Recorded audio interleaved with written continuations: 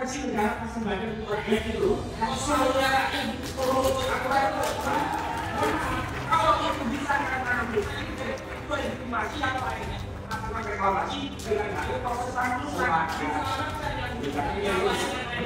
kan yang pertama kali dengan kawan-kawan memviralkan pagar laut di Pulau Cangkir itu. Juga kemudian nelayan Khalid dan yang lainnya, rame kita bareng-bareng. Baru terungkap rencana penjajahan tanah laut kita ini. Hakikatnya kita tidak mewarisi bangsa ini dari para pendahulu kita, daripada pendiri bangsa kita. Tapi sejatinya kita sedang mendapat titipan amanah bangsa ini dari anak cucu kita generasi selanjutnya. Maka sudah menjadi kewajiban tanggung jawab kita agar apa? Negara ini sampai kepada rakyat kita. Jangan sampai negara ini nanti sampai kepada rakyat kita namanya sudah bukan lagi Negara Kesatuan Republik Indonesia. Kami menemukan data, dan ini dari situs Bumi ATR, data yang kami olah. Ada 3 orang nama, Engcun atau Gojali, kemudian Freddy dan Henry, punya tanah ya 9 juta meter atau 900 hektar. Ini nggak mungkin bisa diloloskan kalau nggak terlibat pejabat bermain di dalamnya. Kita bergeser ke tim advokasi perlawanan terhadap oligarki properti perampasan tanah rakyat. Silakan.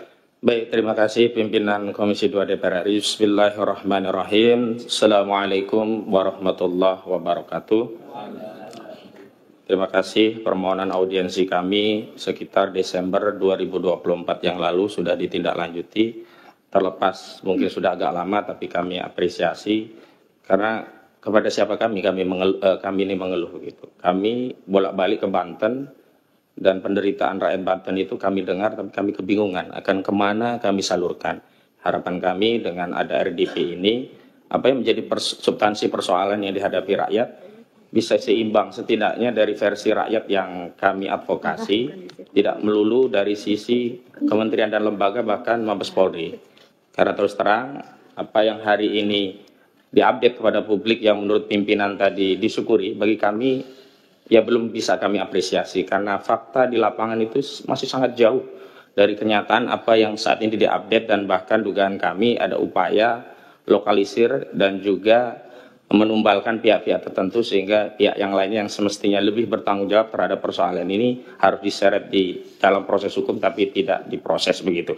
Baik, yang pertama saya ingin perkenalkan diri, saya Ahmad Wazinuddin, saya ketua dari tim advokasi melawan oligarki rakus perampas tanah rakyat. Hadir bersama kami ada sejumlah advokat, ada Bang Medi Juniarto, ada Bang Azam Khan, ada Bang Juju Purwantoro, ada Bu Susi dan yang lainnya. Juga prinsipal kami juga ikut hadir karena pentingnya agenda ini. Alhamdulillah dalam waktu singkat pun sudah banyak hadir. Ada Bu Menuk Wulandari, beliau Ketua Aliansi Rakyat Menggugat dengan sejumlah timnya. Ada juga Bang Edi Mulyadi, wartawan senior yang juga menjadi salah satu prinsipal. Dan sebenarnya ada sejumlah purnawirawan TNI, tapi mohon izin tidak bisa hadir karena ketuanya Kolonel Purnawirawan Sugeng Waras sedang sakit. Kita doakan mudah-mudahan beliau cepat pulih begitu. Selanjutnya dari sisi substansi kami ingin sampaikan beberapa hal. Yang pertama soal kedaulatan tanah rakyat baik di laut maupun di darat. Saya menginsyafi bahwa tugas fungsi DPR RI salah satunya adalah proses pembentukan undang-undang. Dan dalam pembentukan norma undang-undang itu 2 hal pasti menjadi perhatian. Yang pertama, dipastikan norma itu tidak bertentangan dengan Undang-Undang Dasar, karena nanti rawan diuji di MK. Yang kedua, undang-undang itu memang dibutuhkan oleh masyarakat. Tapi ada satu hal yang ini penting menjadi penjagaan kita bersama. Undang-undang nanti akan diterjemahkan seperti apa oleh pemerintah. PP-nya akan seperti apa. Dan ini kami temui, masalah pagar laut ini bukan ansih soal pagar laut dan ada sertifikat laut. Tapi di sana terkandung motif untuk melakukan proses reklamasi dan rekonstruksi wilayah laut dengan dalih itu adalah tanah musnah yang sudah dipersiapkan belitnya peraturannya di PP nomor 18 tahun 2021. Di pasal 66 itu tegas diatur bahwa tanah musnah ini yang punya hak atas tanah musnah memperoleh 2 hal di pasal 66 PP 18 2001. Yang pertama adalah hak untuk reklamasi atau rekonstruksi. Yang kedua bahkan punya hak untuk mendapatkan uang kerohiman. Artinya bukan hanya wilayah laut yang akan dirampas oleh oligarki jahat ini, tetapi juga APBN atau APBD akan diambil juga untuk mendapatkan kompensasi orang kerohiman dari sertifikat mereka yang mereka dalihkan dulunya, mungkin zaman jahiliyah, zaman Firaun mungkin, itu diklaim sebagai tanah daratan yang kemudian menjadi tanah musnah. Maksud saya begini, Undang-Undang Cipta Kerja, Undang-Undang nomor 6 tahun 2003, mulai mengatur apa itu disebut dengan tanah musnah. Sebelumnya di Belit Pertanahan, akarnya kan Undang-Undang Pokok Agraria 560, itu tidak pernah diatur apa yang dimaksud dengan tanah musnah. Di Undang-Undang Cipta Kerja mulai disusupkan istilah tanah musnah di pasal 49. Di PP 18/2001 lebih ditegaskan lagi. Di definisinya ada di angka 1 nomor 33, dan bahkan di pasal 66 PP 18/2001 itulah yang menjadi dasar legitimasi bagi pihak-pihak yang ingin membangun industri properti di wilayah laut bisa memperoleh hak, tapi bukan reklamasi seperti di pantai utara Jakarta. Mereka melakukan reklamasi dan rekonstruksi dengan dalih mereka punya sertifikat hak, apakah itu SHGB atau SHM, yang didalihkan sebelumnya ini adalah tanah daratan yang terkena abrasi, dianggap tanah musnah. Clear ini yang sedang terjadi, upaya hendak merampas wilayah tanah laut kita, berdalih PP 1821 dari pintu pasal 66. Maka mulai bekerja mereka menyiapkan alas haknya.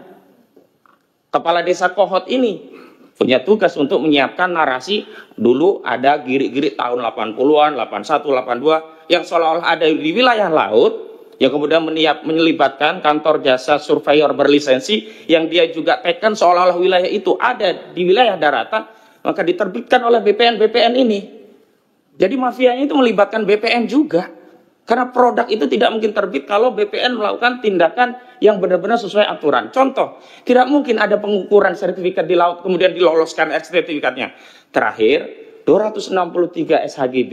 Itu sudah diakui punya salah satu properti yang kita ketahui dia rajanya reklamasi. Agung Sedayu Group, proyeknya apa? Pantai Indah Kapuk 2. Motifnya apa? Itu nanti akan direklamasi atau rekonstruksi. Menggunakan apa? Pasal 66 PP 18 tahun 2001. Siapa yang membiayai? Tentu yang punya kepentingan terhadap reklamasi, dialah yang membiayai. Gak mungkin Arsin. Duit dari mana Arsin membiayai? Lalu kita dibikin bodoh oleh Menteri KKP. Saya nggak ada di sini gitu loh. Seolah-olah semua itu diakui oleh Arsin dan siap bayar denda 48 juta rupiah. Ini juga statement yang tidak berdasar. Karena sebelumnya katanya denda per kilometer 18 juta. Ini ada 30,31 kilometer. Kok bisa ketemu 48 miliar dari mana? Kok ada pernyataan katanya Arsin siap membayar dari mana? Belakangan kuasa hukum Arsin membantah. Ini menteri berani berbohong di forum resmi DPR RI. Lalu kalau motifnya itu nyambung bagi rakyat, dan rakyat sudah tahu, Pak. Kalau Bapak kunjungan ke Pulau Cangkir, saya kan yang pertama kali dengan kawan-kawan memviralkan pagar laut di Pulau Cangkir itu. Juga kemudian nelayan Khalid dan yang lainnya, rame kita bareng-bareng. Baru terungkap rencana penjajahan tanah laut kita ini. Itu di wilayah laut. Dan mohon maaf, itu tadi bisa jadi karena pertimbangan DPR ketika membuat peraturan hanya berkutat kepada apakah ini dibutuhkan masyarakat. Yang kedua, apakah bertentangan atau tidak dengan undang-undang dasar, tapi tidak berpikir nanti akan diterjemahkan seperti apa oleh eksekutif. PP-nya nanti seperti apa? Ternyata PP itu merinci dengan sesuatu yang tidak pernah diatur dalam undang-undang. Nggak ada hak reklamasi yang diatur dalam undang-undangnya, tiba-tiba dimunculkan dalam PP-nya. Jahat sekali, ini oligarki sudah masuk ke relung-relung bernegara kita. Saya bicara atas nama negara, bukan hanya rakyat hari ini. Kalau hari ini kita diam, nggak tahu kita punya kedaulatan wilayah apa lagi. Itu untuk di wilayah laut. Sekarang di wilayah darat. Mumpung ada BPN dari Kabupaten Tangerang juga di tingkat provinsi. Kami menemukan data. Dan ini dari situs Bumi ATR. Data yang kami olah. Ada 3 orang nama. Engcun atau Gojali. Kemudian Freddy dan Henry. Punya tanah 9 juta hektar. 9 juta meter persegi. Atau 9.000 hektar. 900 hektar, mohon maaf, salah. Ya, 9 juta meter atau 900 hektar. Ini nggak mungkin bisa diloloskan kalau nggak terlibat pejabat bermain di dalamnya. Dan tanah-tanah inilah yang modus merampas tanah rakyat itu ya. Mereka main dengan BPN, terbitkan sertifikat, sertifikatnya diklaim oleh oligarki melalui sejumlah nama Alibaba yang dipakai ini, kemudian diterapkan kepada tanah rakyat. Tanah rakyat nanti dinego, mau jual murah enggak? Kalau enggak mau jual murah, bertarung di pengadilan, kalahlah di pengadilan. Semua ini sudah dikuasai. Apalagi rakyat yang tadinya belum punya sertifikat. Yang belum punya sertifikat baru kiri, nggak bisa ditingkatkan. Kenapa? Karena sudah diblok oleh BPN. NIB-nya, nomor induk bidangnya sudah diblok oleh BPN. Ini kenyataan yang terjadi. Selanjutnya, saya mau katakan, kasus ini bukan baru kemarin, Pak. Sejak 2017, kami hadirkan saksinya. Ada di belakang itu Ibu Tin Soehartini. Tanya dirampas habis, sekarang sudah jadi PIK 2. Kemudian ada Kamakana, ada juga Charlie Chandra. Mohon maaf, isunya ini bukan anti etnis tertentu. Bahkan korbannya pun ada yang dari etnis Tionghoa. Ini tidak mungkin terjadi kalau tidak ada satu kejahatan yang sifatnya terstruktur, sistematis, dan masif dilegitimasi oleh peraturan dan perundang-undangan. Selanjutnya saya mau bicara lagi tentang bentuk penekan apa sih modus operandinya di masyarakat. Bapak-bapak kan hari ini baru tahunya yang timbul sertifikat itu hanya di atas laut. Faktanya, Bapak cek di aplikasi Bumi ATR atau ATR BPN, di sungai-sungai sudah diterbitkan sertifikat oleh mereka. Jadi mau dikuasai semuanya, laut dikuasai, sungai dikuasai, darat dirampas. Kenapa kami konsisten menggunakan terminologi merampas tanah rakyat? Kenapa? Definisi merampas adalah mengambil tanah dari pemiliknya tanpa keridhaan. Baik karena harganya murah, tidak dibayar harga, apalagi dengan intimidasi dan sebagainya. Bapak coba ke Kronjo. Tanah di Kronjo itu ada yang dibayar berapa? Rp30.000 per meter. Ada yang Rp50.000. Itu pun belum dibayar semua. Ada seorang petani di Kronjo sedang menunggu panen sawahnya. Tiba-tiba datang tanah urukan menumbun tanah sawah tadi ini dekat dengan sungai yang sebelumnya sudah diuruk. Kalau sekarang sudah dinormalisasi, namanya Sungai Kalimalang. 20 meter lebarnya, 3 km diuruk. Karena rame inilah alhamdulillah dinormalisasi. Tapi di dekat situ juga ada sawah menjelang panen, tidak ditanya pemiliknya, langsung diuruk, kebingungan ini. Akhirnya apa? Mereka tanya ke kepala desa. Di kepala desa dijembatani, akhirnya dinego biar menerima 50 juta. Artinya kepala desa terlibat semua. BPN terlibat, kepala desa terlibat, DPRD dan Pemda terlibat dalam apa? Proses pembentukan RT RW-nya, rencana tata ruang dan wilayah. Walau belakangan rencana detail tata ruangnya belum ditindaklanjuti karena ketahuan semuanya. Apa dasar mereka? Rencana tata ruang di wilayah itu menyebabkan apa? BPN bisa menerbitkan sertifikat di wilayah laut seolah-olah itu kawasannya menjadi kawasan industri. Dan ini disebutkan juga oleh direktur dari Agung Sedayu Group Nono Sampono. Dan dia berdalih, oh itu kan dulu tanah terkena abrasi. Bohong nih Pak, gak ada tanah abrasi di Tangerang.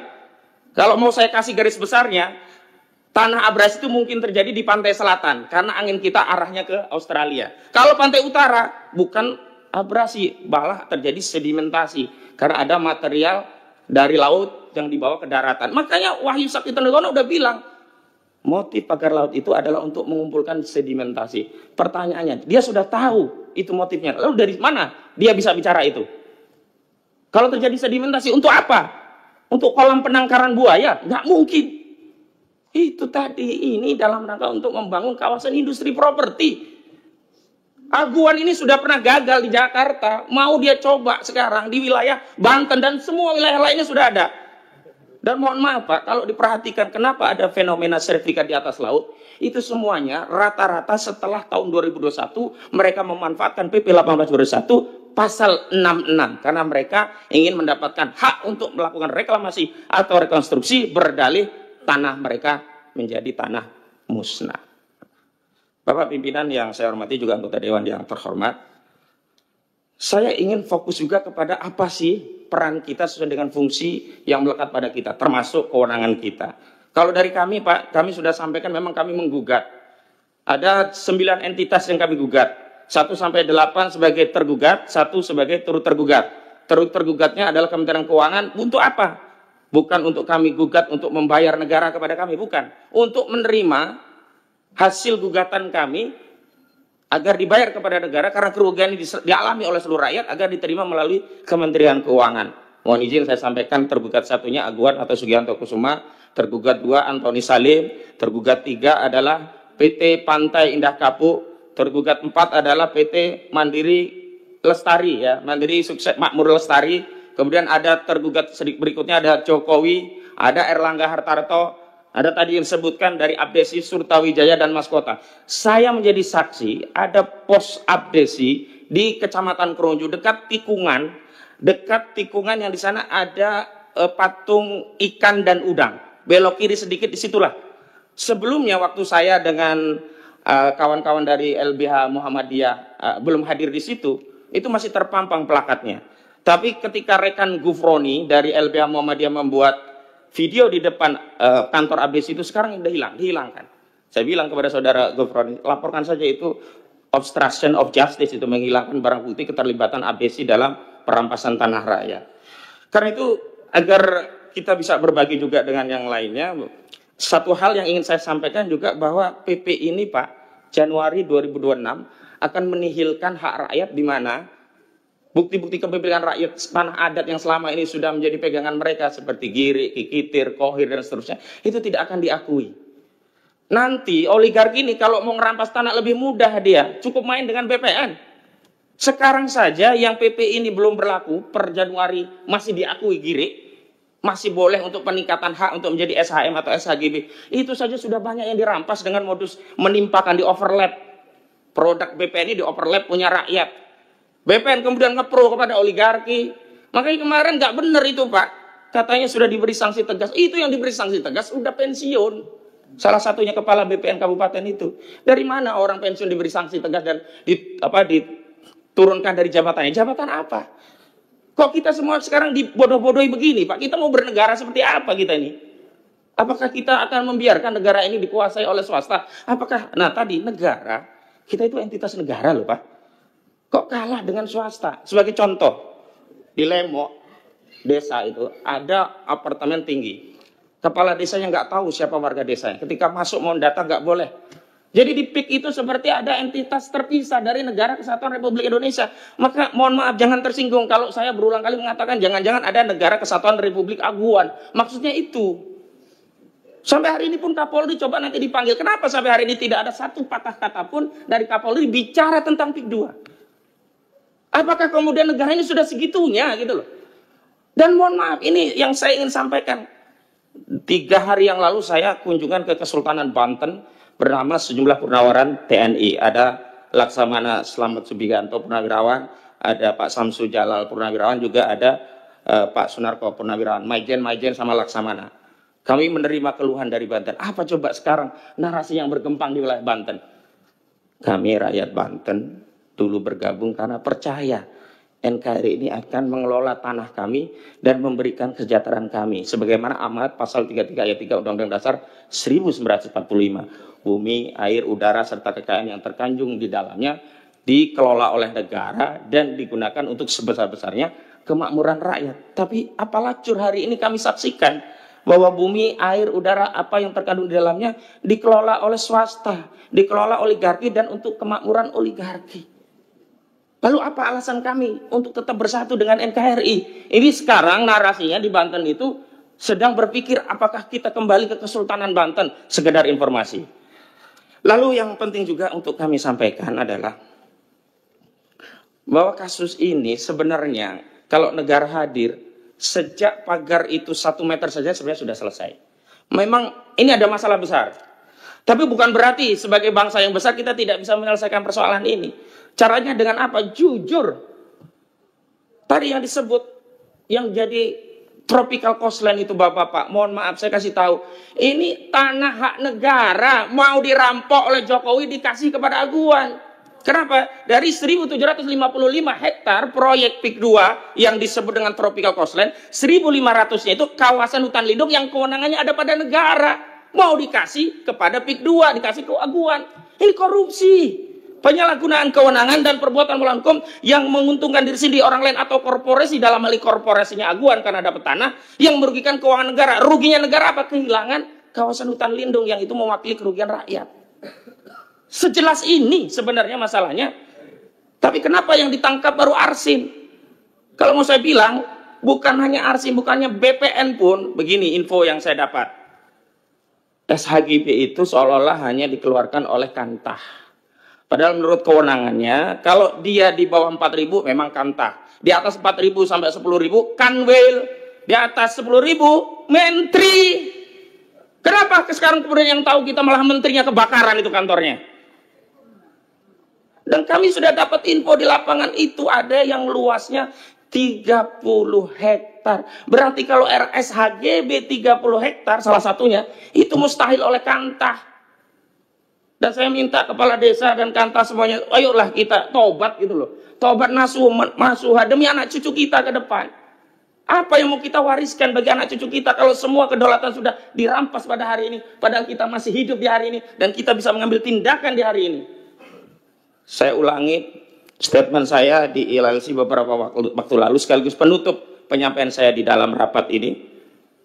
Bapak-bapak, Ibu sekalian yang kami muliakan. Hakikatnya kita tidak mewarisi bangsa ini dari para pendahulu kita, daripada pendiri bangsa kita. Tapi sejatinya kita sedang mendapat titipan amanah bangsa ini dari anak cucu kita generasi selanjutnya. Maka sudah menjadi kewajiban tanggung jawab kita agar apa? Negara ini sampai kepada rakyat kita. Jangan sampai negara ini nanti sampai kepada rakyat kita namanya sudah bukan lagi Negara Kesatuan Republik Indonesia.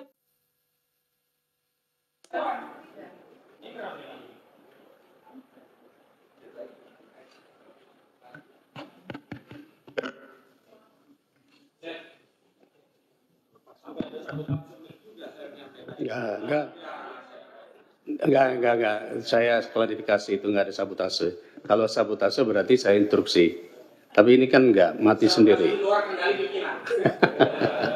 Oke. Saya memberikan waktu seluas-luasnya, Bapak mau bicara apa saja silakan. Tolong dicek dulu, mungkin ada yang kesenggol kabel-kabelnya. Ini biasanya ada yang kesenggol kabel-kabelnya.